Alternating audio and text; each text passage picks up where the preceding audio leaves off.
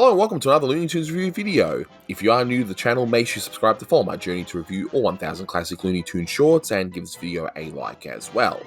So this is a review for the Timid Toreador, released in 1940. It's the 309th in the series and it's directed by Bob Clampett and Norm McCabe. You can find this on the Porky Pig 101 DVD set. There is a HD version around, I'm not sure where it actually came from, but it does exist. That's what I'm going to use in this video. It's also in the public domain, so at the end of this video, I'll even have the whole cartoon played out for you. So how about that? I guess that's just the kind of guy I am, right? So in case you haven't seen this short, essentially what happens here is that, well, we're in Mexico and there's a bullfight. We see Porky Pig in the beginning, selling tamales and all that. And during the bullfight, the bull's clearly winning. Porky comes along later on and, well, the short's pretty much finished by that point. But anyway, you'll see the short in a few moments anyway after the review. So first up, you'll see a edit of the original commentary I did with my good friends Blue Genocide, who also helped edit this video, and my good friend Austin Kelly. The full thing is still available as it's in the public domain, but it uses the older print, but whatever, it's still there, and I'm still proud of it. Then you'll hear some new thoughts from me. You'll hear some thoughts from my good friend Manny Cruz, the junior tenor, via the Bob Clampett retrospective video that we did. And, of course, the conclusion and the short itself. So, grab some popcorn and enjoy. And with me today are my two good friends, Blue Genocide and Austin Kelly. Say hi, guys. Hi. Guess we're going to the bullfight today. Again. Because how many times has there been bullfights with Porky? Because I know there's this is very similar to got Picador Porky and, you got Little Punch of Vanilla and all sorts of wonderful cartoons. But I will say this before we get into it. Before we see the brown derby Mexican knockoff there, the brown sombrero. But when I saw this cartoon, I have not seen this cartoon for about 25 years or so, which would be telling of my age, really. And as soon as I heard this music, it just brought me back to my childhood. I saw this one so many times on I think, public domain type tape, colorized, of course, because how else are you going to see this cartoon like this, right? And this Hot Tamale song it was just stuck in my head and just triggered everything again. So I have to ask you boys one important thing here. What on earth is a tamale? Because even to this day, I have no idea what it is. According to Wikipedia, it's a Mesoamerican dish made of masa and dough, and masa is what? A maize dough. Okay, it's dough. I really thought it was referring to the cinnamon candy. But that wasn't introduced for another couple years, 10 years actually, right after this. So, Austin, what's the reason for Norm McCabe co-directing this one, which he will do for, I think, one more cartoon, Porky Snooze Reel, as well? Yeah, so, Clampett got ill, and I don't know if it was him saying, have Norm finished the two cartoons for me, or management chose Norm, because Norm was the top animator in the unit at the time, or he was considered to be that. But Norm McCabe was chosen to finish directing this cartoon and Porky Snooze Reel while Clampett was out. And when Clampett left to pick up Tex Avery's unit in 41, when Tex leaves for MGM, he left his black and white unit behind. And I think I've heard somewhere that Clampett actually suggested that McCabe took it over, and that's why he started directing, but that could be wrong, but I'm not entirely sure. And as for the cartoon feeling like a Clampett cartoon, I mean, he was just under the influence of Clampett, I would assume, because he was animating for him at this point for, 3 years? It's kind of like when an assistant animator gets promoted to an animator, and their style looks like the guy who they were assisting. It's just like they were under the influence of that, and they were working with that stuff. So, it's just such a shame that McCabe didn't direct for longer, and he didn't build his own style, because I would have loved to see some cartoons with his taste. Blue, have you seen this cartoon often when you were younger? Because, like I said, I sure did. I think I have seen it. It's bringing some memories back, but I don't remember every scene of it. Yeah. It's kind of really weird. And when I showed this to my kids yesterday, they were just in tears when they just saw how he just destroys an entire part of a stadium. Yeah, they're all cheering. Like, hundreds of people are dead over there. Like, Exactly. Yeah. That was the original commentary, and again, as I mentioned, it is available in full, and thankfully I didn't have to take that down. But I will say, at least here, the short picture quality has been upgraded, and it looks pretty good. They did make a mistake in the opening titles, but hey, look, it's a minor nitpick. I mean, I fixed it, and you'll see it later on, but yeah, whatever. As long as the short's intact, that's the most important thing for me anyway. So, going through the short itself, now looking at one of the posters in the beginning, that whole cuspidors, that's like the fourth term, the Toreadors and all that stuff. A cuspidor is more commonly known as a spittoon, so it's obviously not related to the other three things. It just happens to sound like the rest, I guess you can cue the Sesame Street song here, three of these things belong together and so on.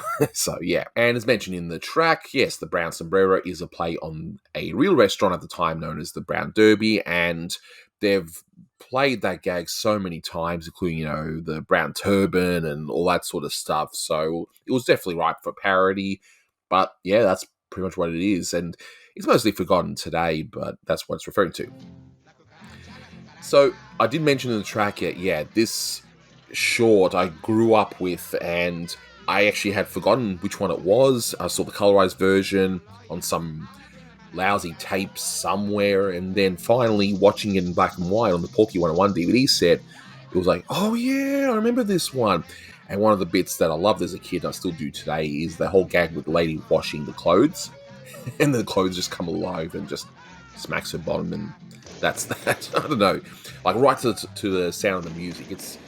I don't know, I absolutely adore that kind of gag. But another gag that I guess in rewatching it, I thought was absolutely hilarious, especially because of the timing of it, is when the rooster eats the tamale and then just explodes. It's just, if the explosion was a few microseconds longer and that, it probably wouldn't have worked, but just, I don't know, the timing was so good, and I thought that was absolutely hilarious. But we also have a few references in this short, so what I didn't realize at the time of the original commentary, that the name of the bull, Maxie Rosenbull, that refers to the boxer Maxie Rosenblum, and that's, the whole Slapsy Maxie reference, and Clampett had already used that reference in a prior short, and I mean, hey, if it works, why not reuse it, right?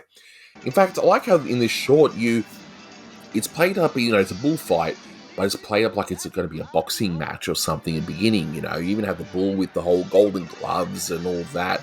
So it's all played up that way, which is weird, but I thought that was a nice touch. And another reference I didn't know at the time as well, that whole KFWB radio you see, that was apparently a real radio station that was owned by Warner's. So, I mean, I guess the WB in that acronym should have given that away, right? But anyway, that's what it's referring to. We have two bits of repeated animation, one of which is another reference, which I'll get into. So, at one point, you see some flying hats, and those flying hats came from Little Pancho Vanilla. And, I mean, I don't know why they went through the trouble of doing it that way, but hey, that's where it comes from. Another bit of repeated animation is, Oliver Hardy of Laurel and Hardy, one of my favorite comedic duos of all time. And that particular look of Porky, I guess, as Oliver Hardy, that comes from the Coconut Grove. So, I mean, I guess it works. I don't know, but why, after all that was done, and again, you'll watch this in short at the end, did you just turn into Oliver Hardy? I don't know what, but anyway, I thought it was funny. In fact, when I was a kid, I didn't even know who they were, Oliver and Hardy. So, and I thought it was just bizarre and funny. And as a kid, I like those simple gags. The whole hat gag where the guy's annoyed behind and he just pricks the hat and makes it smaller. Yeah, it's cute. I liked it. But and we got to also love the sound effects and the vocal effects in this short. And my favorite is, of course, the Matador, the way he screams at the shock of the bull. Just the bull's charging, and then he just stops and he's like, I like this material, and then he just starts screaming and runs away. And yeah, I just love that. As much as I love in the background El Stinko cigar, beautiful. Chef's kiss on that joke. El Stinko cigar. Love it. And then we see one of the... I'm not sure what the term... I'm not a bullfight expert. I actually think it's a horrific sport, but that's just me. But one of the, I guess, the assistants or whatever on the side, he just has that obnoxious laugh, and of course even the horse is laughing as well.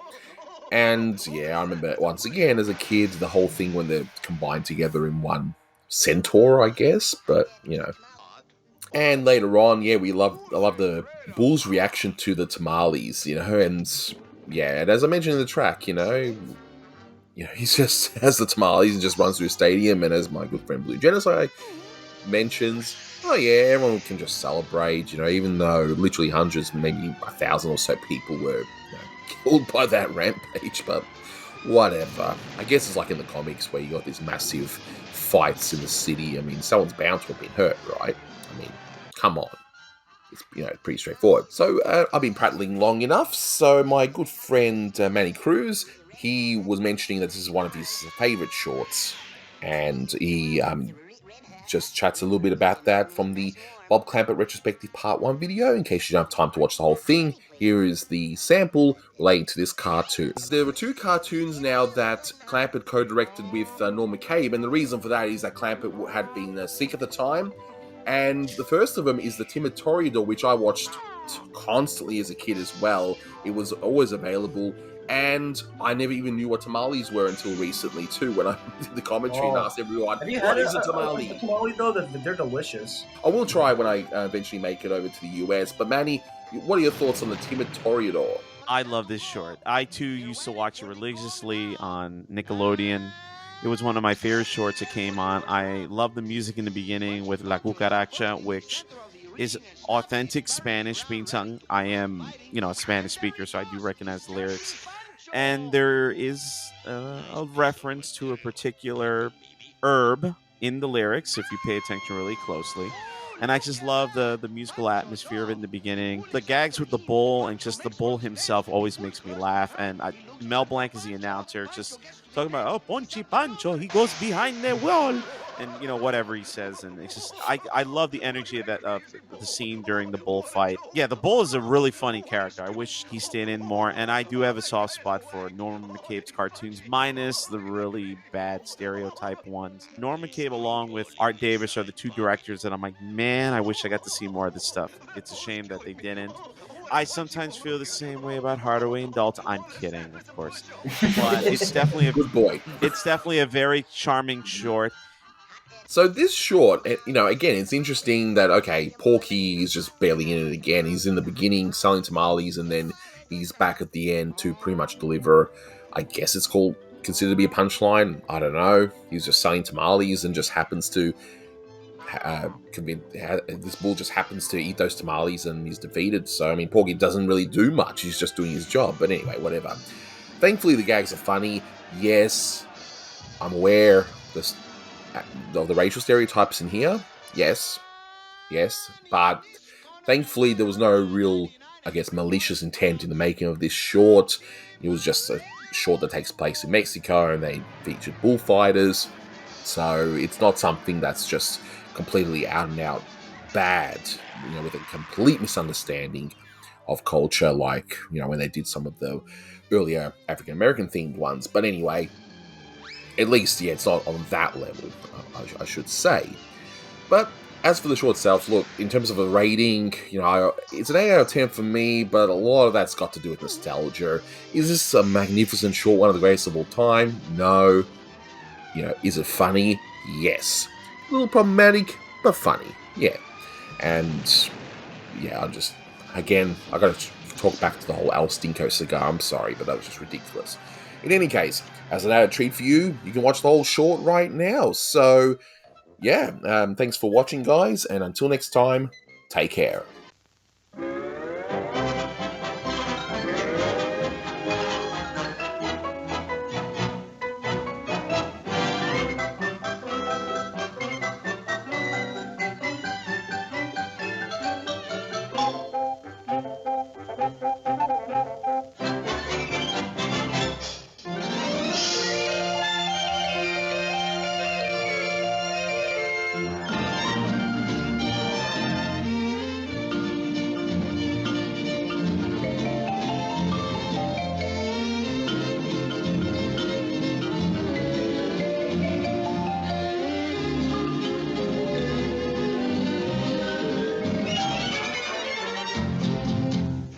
cucaracha, la cucaracha. Ya no puede caminar. Que no vaya al pozo del agua fría, porque le rompieron la olla a una prima hermana mía. La cucaracha, la cucaracha. La vecina de enfrente me mató mi gallo blanco, porque ya estaba arrancando las semillas del blanco. La cucaracha, la cucaracha. Que no tiene porque le falta. Hot tamales, you see them boiling in the pot. Hot tamales, get them while they're good and hot.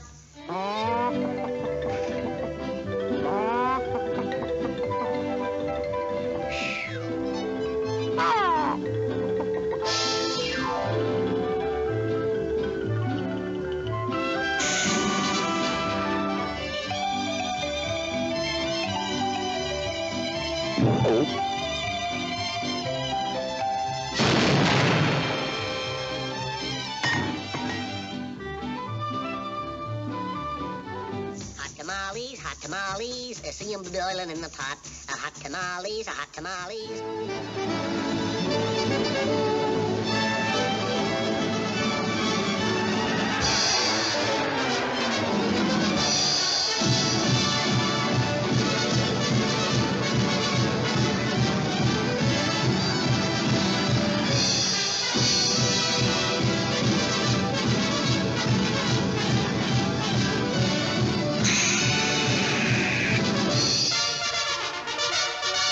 Introducing the greatest matador in all Mexico, Punchy Pancho.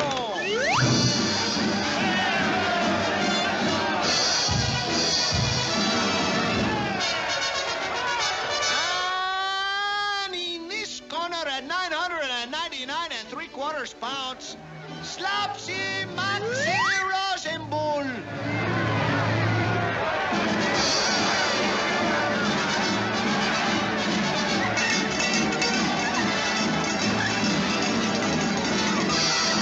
Listen to that crowd roar.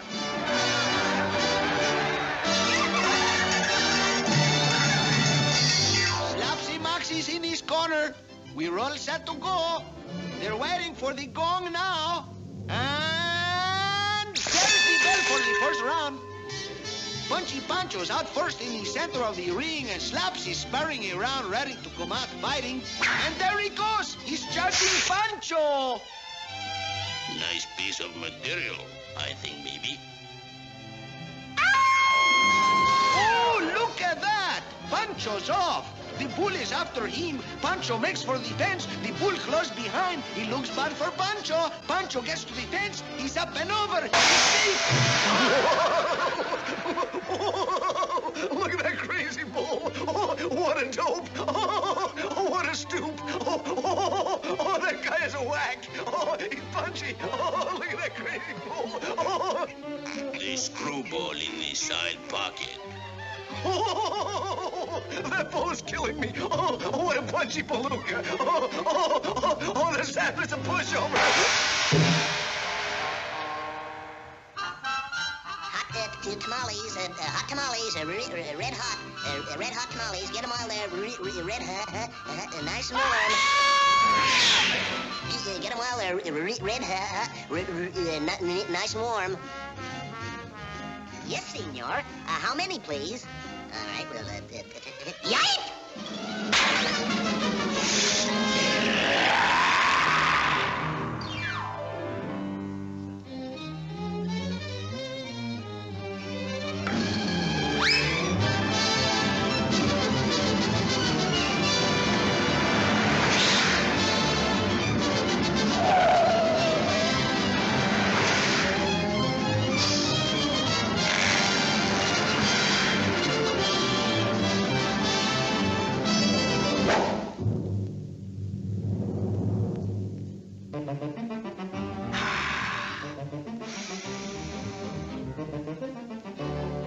Hot tamales? Hot? Who's afraid of hot?